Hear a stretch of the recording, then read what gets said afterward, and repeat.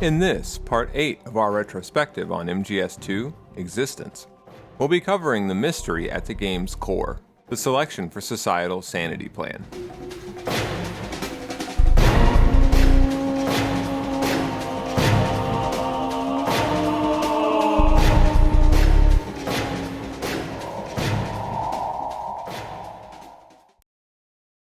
MGS2 gradually reveals throughout its course that the events of the game are all catalyzed as part of a secret experiment.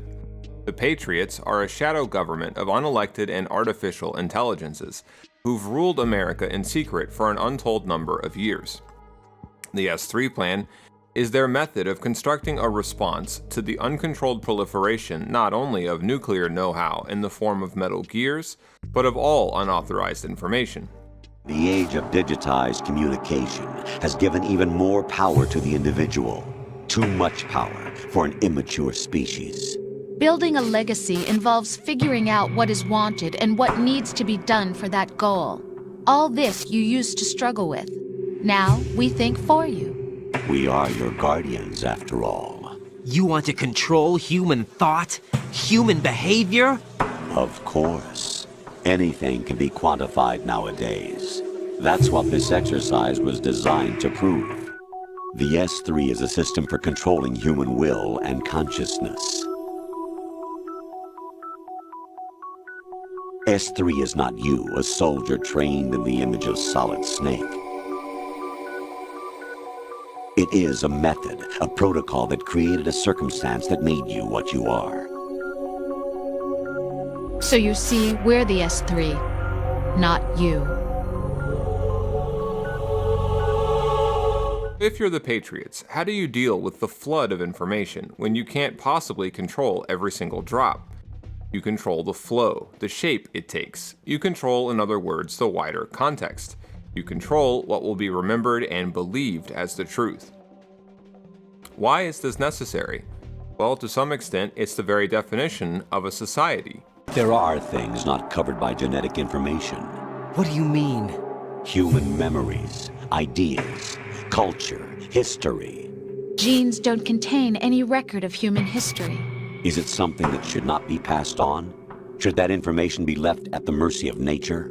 We've always kept records of our lives, through words, pictures, symbols, from tablets to books. But not all the information was inherited by later generations. A small percentage of the whole was selected and processed, then passed on. Not unlike genes, really. That's what history is, Jack. But in the current digitized world, trivial information is accumulating every second, preserved in all its triteness, never fading, always accessible. Rumors about petty issues, misinterpretations, slander. All this junk data, preserved in an unfiltered state, growing at an alarming rate. It will only slow down social progress, reduce the rate of evolution. Raiden, you seem to think that our plan is one of censorship. Are you telling me it's not? You're being silly. What we propose to do is not to control content, but to create context. Create context? The digital society furthers human flaws and selectively rewards development of convenient half-truths. Just look at the strange juxtapositions of morality around you. In the society that's emerged in the digital era that the game depicts, individuals can't be trusted to regulate this flow of information, this context for themselves, let alone for their wider society. In that society, comfort and convenience allow self-serving pseudo-truths to accumulate much faster than honest ones. In fact, these half-truths rapidly become necessary just to retain any sense of self. This is the result of liberty without consequences. And in this environment, no balance, no authority is possible on its own. To maintain stability without depriving the masses of their cherished illusions, a new approach is needed for selection, the mechanism underlying evolution. In this case, not genetic, but mimetic evolution.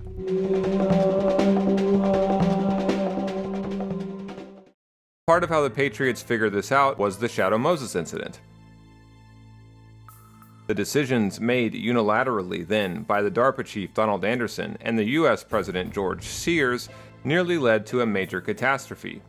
And it did lead to the letting out of classified information not deemed fit by the Patriots for public consumption, like the existence of Rex and the Genome Army. Worse, it made Solid Snake a kind of folk hero. But information by itself is neutral, meaning it can be used in any number of ways. By controlling its context, the Patriots can make what once stood against them work for them, and lie with grains of truth. Even before Shadow Moses, though, the Patriots were already working on what would become their S3 plan. In the late 90s, the Patriots used the Y2K panic to spread a secret data-snatching subroutine across computer systems all over the world. On January 24, 2000, they staged a shutdown of a key NSA listening post. The result was new support for creating a self-contained and standalone environment within which to conduct sensitive data gathering operations. That standalone environment would become Arsenal Gear. Arsenal Gear would gather a vast trove of private digital information from around the world and use it as the basis for shaping the way that future events would be perceived. This wouldn't require censoring, but to the contrary, integrating with the way that the masses already perceive the world and receive information about it. And little do we realize the first time we play MGS2, the game is the ultimate case in point. Another way of thinking about the S3 plan is as a kind of information immune system. Raiden's memories and even his present-day perceptions are actually mediated, we're told, by the Patriots' nanomachines. Not even Raiden's blood is really his own. The circulation and filtration metaphors that are rife throughout the game are crucial here. The Big Shell is an offshore decontamination facility built to restore the Manhattan Bay environment by trapping and disposing the spilt oil. Around the perimeter of the Big Shell, oil fences were erected in order to protect against any further dispersal of the oil. Breaking the toxic substances down and spreading it around is a means of neutralizing it before it's pushed out through the waste removal process.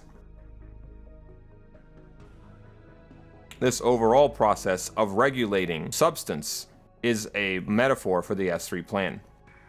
The versions of the self Raiden clinged to before now saved him from hurt, yet they were artificial, less than real. They could not stand the test of time. They were excuses to escape the struggle altogether. And that's what made Raiden a narcissist. For him, it was unclear where he ended and the outside world began.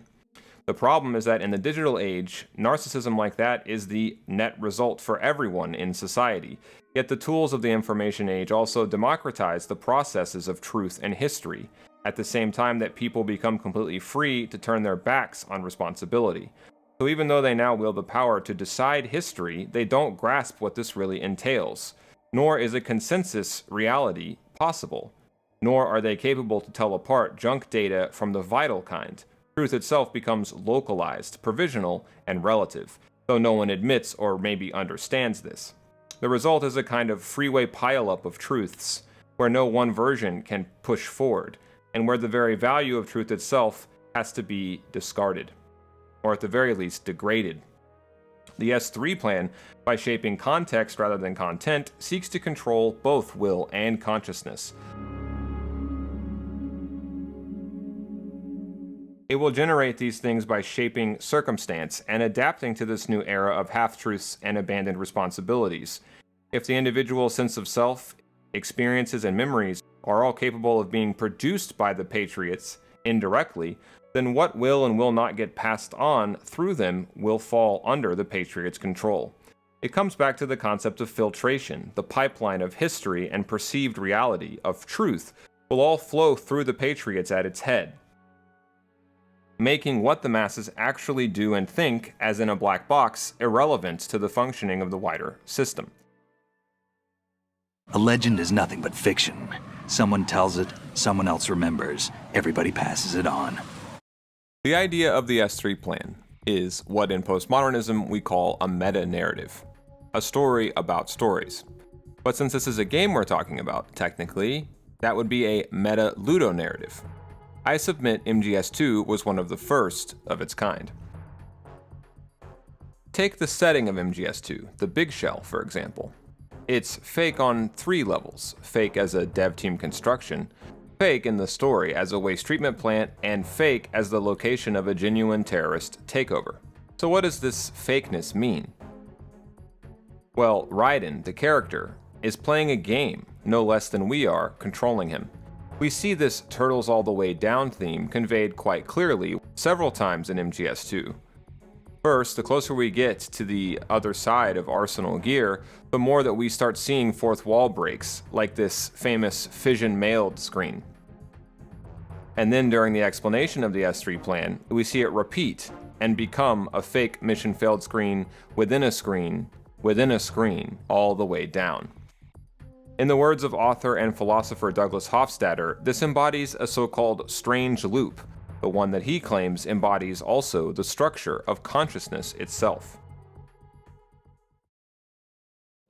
MGS2 is very invested in this question of thinking and consciousness, and how thinking both can and cannot be broken down into loops, processes, and machinery.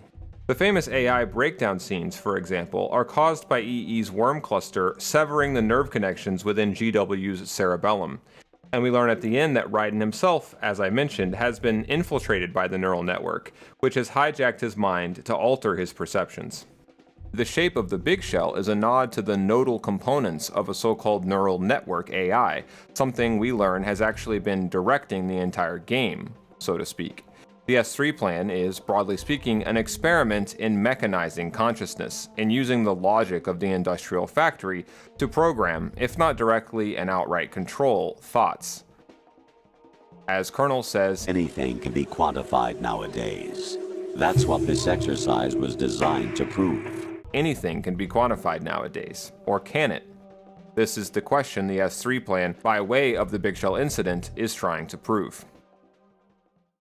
Whenever you die in MGS2, a cascade of data can be seen. You can read precise specs on current arm strength, number of bullets that you fired, amount of damage you've received, and the precise point on the 3D camera and level map where you've just died. Every possible piece of quantifiable data, in other words, is, in real time, being quantified by MGS2 itself. But the one data stream that isn't so easy to quantify is the mind. The approach to quantify and control the mind in a black box fashion defines both the turn-of-the-century hunt for computing consciousness and MGS2 in terms of story, gameplay, and design. Black box means you stop trying to figure out exactly what processes are occurring within a component of the system and focus instead on the wider system, on the inputs going into the black box and the outputs coming out. As the Campbell and Rosemary simulations explain, S3 is trying to find a way to do our thinking for us, in some sense without us. After Shadow Moses, the Patriots were besieged by possible threats. There was Solid Snake, who was becoming a legend against their wishes. There was also Solidus, aka George Sears, the president at the time of the incident, who escaped and went underground, supposedly before the Patriots had a chance to kill him. Finally, there were Metal Gears, which threatened to proliferate outside the Patriots' ability to control. Even the Commandant of the Navy, Scott Dolph, was unilaterally deciding to instigate a Metal Gear project of his own. In a way, this points to the idea that the society built by the Patriots was verging on a kind of cold civil war. So the Patriots began to deal with this problem by leaking some details of Shadow Moses to the public in order to control their flow, and other details to one person in particular, Emma Emmerich. When the brilliant data scientist learned of her brother's involvement in building Rex, EE became determined to save her family's already stained legacy by taking part in a more worthy endeavor, working on Arsenal gear for the NSA. EE also developed Arsenal gear to feel closer to Hal. The Patriots then leaked intel on the development of Ray to two groups, Philanthropy and Gerlukovich's Army Without a Nation. This allowed the Patriots to obtain the prototype of Ray and recontextualize it as a sentinel for Arsenal gear, while testing their ability to control the flow of information by effectively rebranding Snake as no hero, but in fact a terrorist. But one of the main reasons behind the tanker incident was providing cover for the secret construction of Arsenal gear. Then, Jack, aka Raiden, is transferred to New York, where he meets Rosemary and begins extensive VR training based around simulations from Solid Snake's former career. Raiden is selected in part due to his prior relationship with Solidus, George Sears, and his refusal to face his own past, as a child soldier fighting in the Liberian Civil War. Raiden will serve as a one-man focus group for testing the S3 plan, and its ability to control and shape the flow of information. The S3 plan will ultimately test if an individual can experience the context of reality without its substance, if one can even learn of the existence of the Patriots and other unauthorized exposures while never gaining an actual ability to oppose them or go against the role the Patriots have created for that person to play.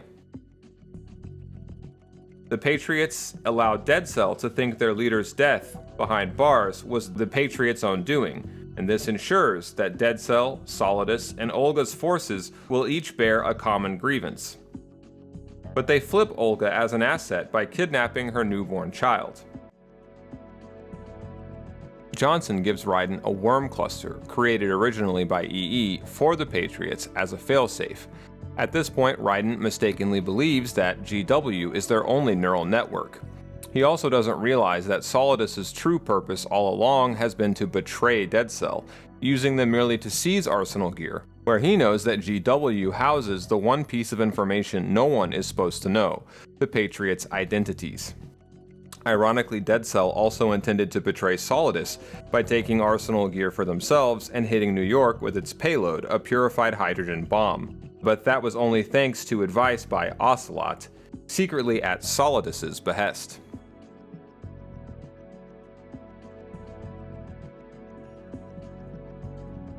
But the worm cluster, which not even EE knows, has been altered by the Patriots to erase the data that Solidus is after. That provides Solidus with the motive necessary to carry out the Patriots' bidding at the end of the game, because the only trace of this data left is inside the neural network of nanomachines concealed within Raiden's own cerebral cortex.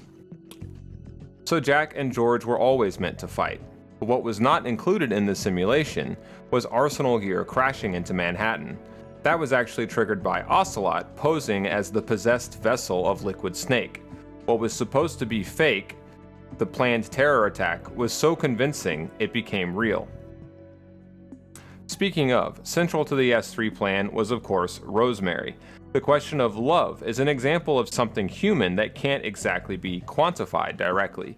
Could Jack and Rose be engineered to fall in love? Would the artifice of the scenario that brought them together, once exposed, push them apart or actually, ironically, bring them closer? Could they be controlled indirectly? Remotely even? Part of the Big Shell incident was about finding out. The S3 plan is already underway at the start of the Tanker chapter in 2007. The entire scenario plays out like a mini recreation of Shadow Moses, yet neither Otacon nor Snake grasp this. And by the start of the Plant chapter, the S3 plan is in full effect.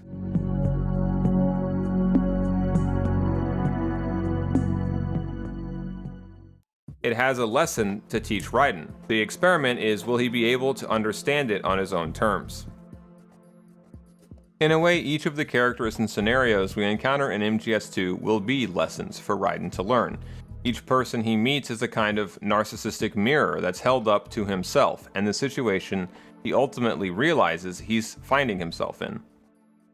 Peter Stillman teaches Raiden not to give in to fear or take the easy way out by lying most of all to himself. The bombs you defuse then become metaphors for truths that must be confronted before it's too late.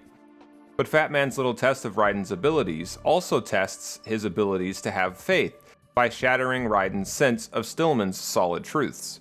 Who was the real Peter Stillman? It's the question that by the end of the game will become who is the real Raiden. Ames and President Johnson serve as mimics to some degree of Donald Anderson and President Baker from Shadow Moses, just as the S3 plan requires.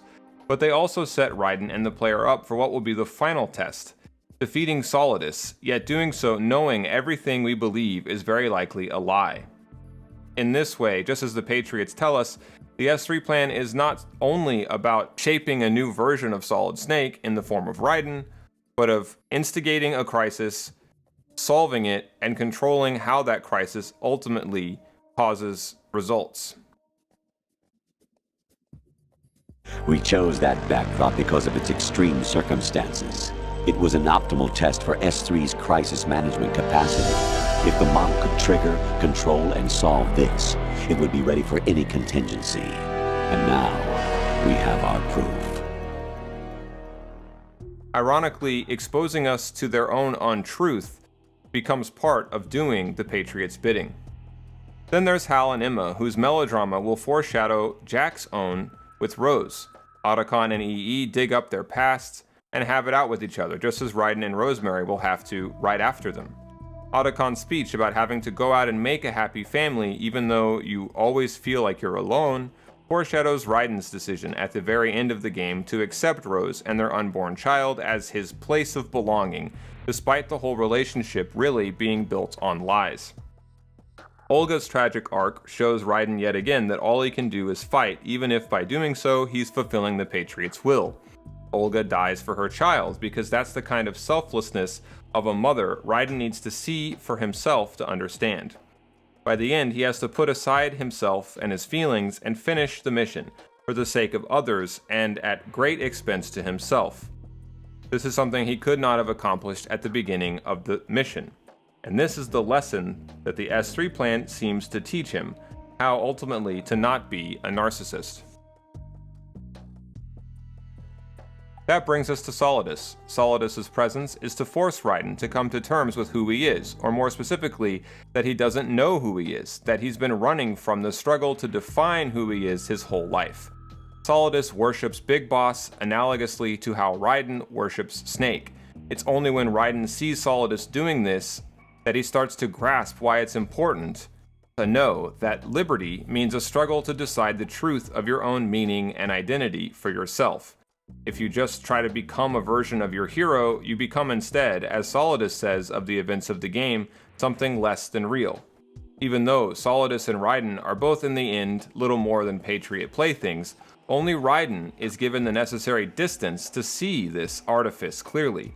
He fights Solidus knowing he'll never be completely liberated, that the only true liberty in this world of grand illusions, as David Bowie once called it, is the freedom of self-acceptance, and of belief, of faith.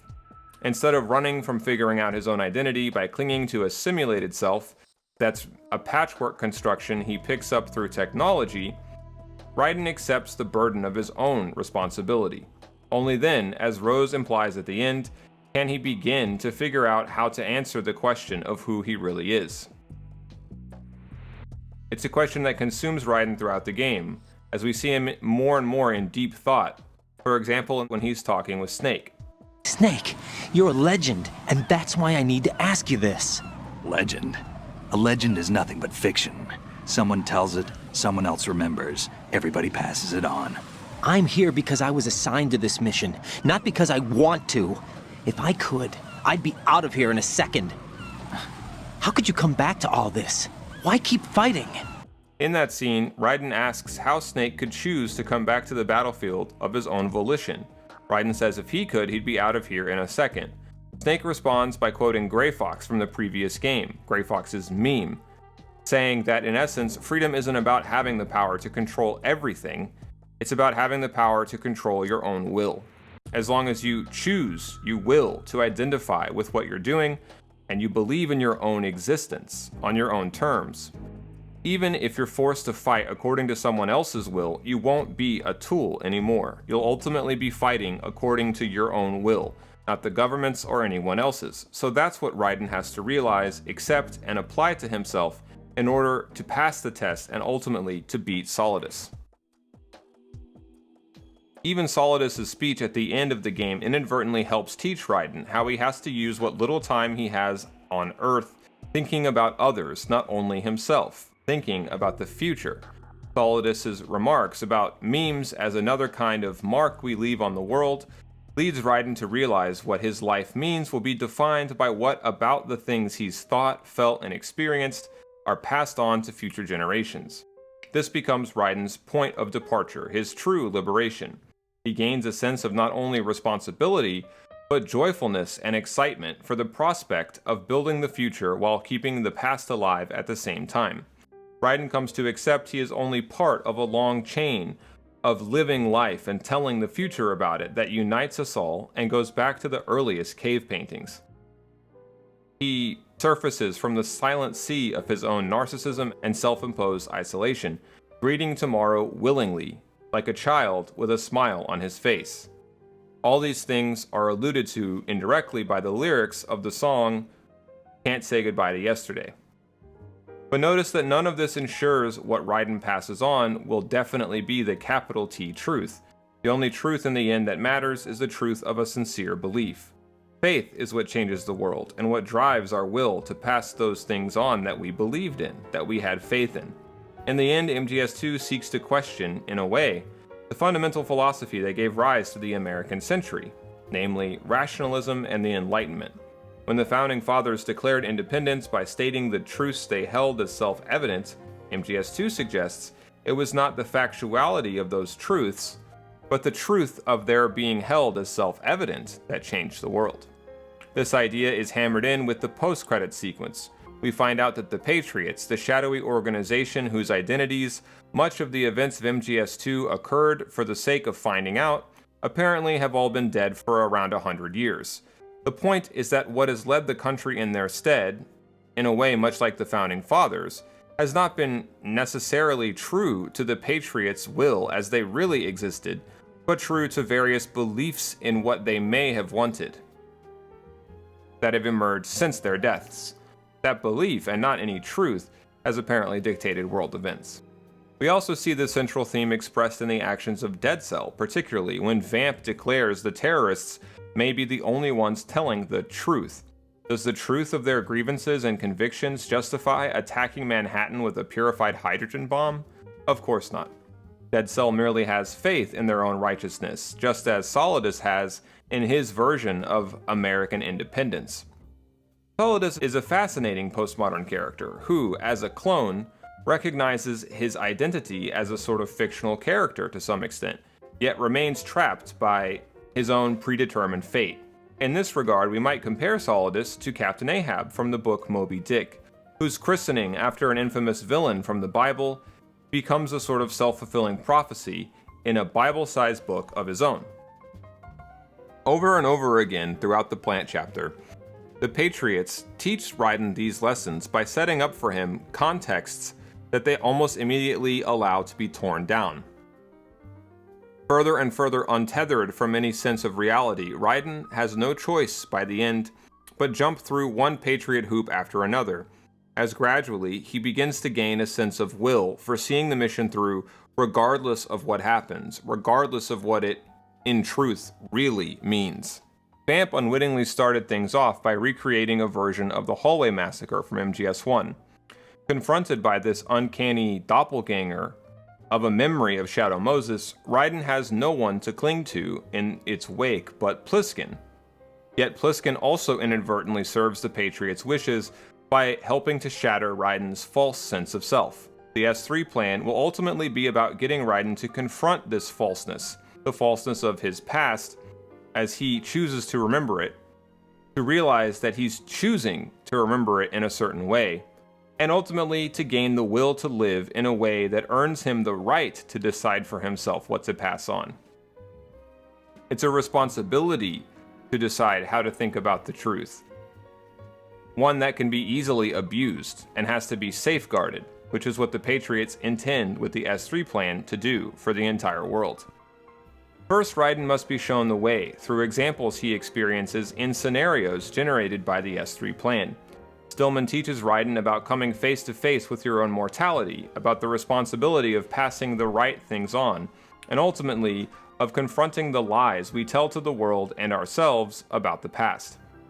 Stillman's long speech about his guilt and shame over the church bombing isn't scripted by the Patriots, merely provoked by them, at least assuming that it's the real Peter Stillman. Either way, the real point is how it will eventually lead to Raiden following Stillman's example, replicating his meme, passing it on.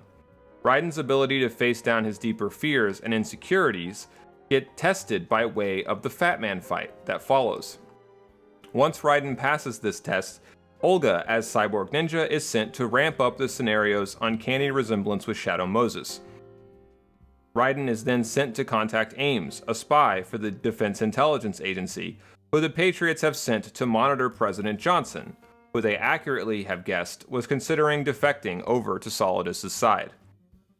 Ames, as well as Olga, serve the S3 plan's purpose by inadvertently destroying yet another context, the one where Colonel Campbell can be completely trusted, where the terrorists are making demands, where no Metal Gear is involved. This is an echo of the earlier disruption of the context of the terrorist bomb threat, when we find out that Fat Man has apparently not placed bombs at the structural points necessary to bring the big shell down. Raiden learns from meeting up with Ames that there is no terrorist deadline, nor are they really threatening to kill the president. They intend to use Johnson, of his own free will, to unlock the nuclear payload of the Metal Gear inside the big shell, which Raiden assumes is Metal Gear Ray. Raiden believing this for a time is part of the S3 plan's recreation of Shadow Moses, which we see if we compare some of these cutscenes of when we see Ray through Raiden's eyes to the scenes from MGS1 when we saw a glimpse of Rex through Snake's eyes. It seems to be at this stage an experiment into whether the average American mind, represented by Raiden, will leap to the assumption and conclusion that the Patriots will them to simply by the prodding use of familiar or similar contexts. The Metal Gear series would explore this in greater detail in MGS2 The Phantom Pain, under the banner of the phrase "words to control the subconscious." Raiden takes on, instead of a Russian Hind D, a US Marine Corps McDonnell Douglas AV-8B Harrier II. The fact that it's a Marine Corps vessel rather than a former Soviet one yet again shatters some of the context for Raiden. This follows Ames' heart failure that the Patriots trigger via his nanomachines, a la Foxdie from MGS1, and follows the mimic of Ninja nearly but not quite taking off Ocelot's hand. It all seems real to Raiden because it resembles the so-called facts he thinks he knows about what's come before, about Shadow Moses. And that he doesn't realize he only thinks that he knows this due to faith. Now, next something happens outside the specific experiment parameters. Pliskin reveals to Raiden he's actually Snake. But in a way, this was an inevitability and actually serves part of what the S3 plan was trying to test. As Colonel Campbell says, Snake was not part of their simulation. Remember that the S3 plan is about dealing even with the actions of players that cannot be directly controlled. The real Solid Snake, then, is the ideal person to play this role in the experiment, given his proven ability and willingness to act well beyond the Patriots' plans for him. The reason Snake and Hal come to the Big Shell is yet another tip-off, just like they received during the tanker mission by, yet again, Revolver Ocelot. This time he lures the duo using information on the presence of the real EE, further blurring the line between lie and truth. At any rate, Snake saves Raiden too many times for me personally to believe Snake wasn't to some extent at least part of the S3 plan as a variable in its kind of double-blind study. Raiden, after all, is taught by no one more about the responsibility of passing things on and believing in the future than Snake and Hal.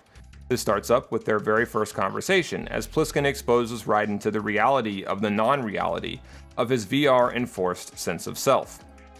These pep talks are no less vital to Raiden's evolution than the many scenarios we know for sure are part of the S3 plan, like the bomb disposal and rescuing the president. Speaking of, Raiden only gets to the president through acting out a bizarre fusion of two different MGS1 scenarios, rescuing the Armstead president and rescuing Hal. After destroying the generator exactly according to VR, Raiden's exposed to the fuller realization much of what he's done so far has been, in some sense, less than real. That's thanks to the President, a man who, exactly as Raiden will become by the end, sits outside the Patriots organization and is aware of their existence, yet has no choice but carry out their wills as their unwitting ally. It is Johnson's reveal of the Patriots' existence that brings the S3 plan into its next stage. Remember, it's about testing the Patriots' ability to deal with any contingency, especially exposure to unwanted information. Raiden's told almost everything his support team has gone out of its way to conceal, from Arsenal Gear's existence to Solidus's true identity. But, irony of ironies, this exposed deception is merely part of the Patriots' plan to stimulate into being a facsimile of Shadow Moses, and challenge the premise of its reality. Raiden by the end will be debriefed. He's no longer much use to the Patriots as a test subject once he's learned all that he had to know to finish the experiment and to gauge whether or not the S3 plan is a success. So he's allowed to slip, for a time anyway, from their clutches.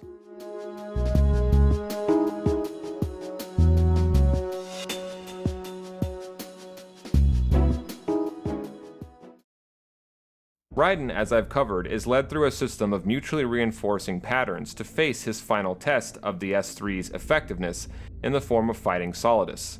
It is a literal test of wills, a test of the importance to will played by understanding. It's the question Campbell can't stop asking. Raiden, get a hold of yourself. The entire mission is in your hands now. Do you understand? Do you understand? Yet the one thing Raiden categorically cannot do is understand. All he can do is believe. Believe in stories to explain his role. And whatever stories, whatever interpretations he comes to, will be byproducts of the S3 plan. Jack jumps from one role, one story to another, exactly like the player from one video game to another.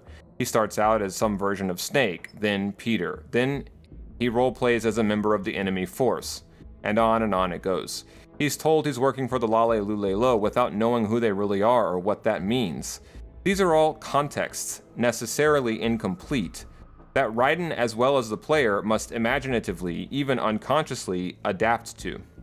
But seeing whether or not you'll do so seems to be at the heart of the S3 experiment. In the end, we learn through playing MGS2 itself that belief, faith, is what gives our lives meaning.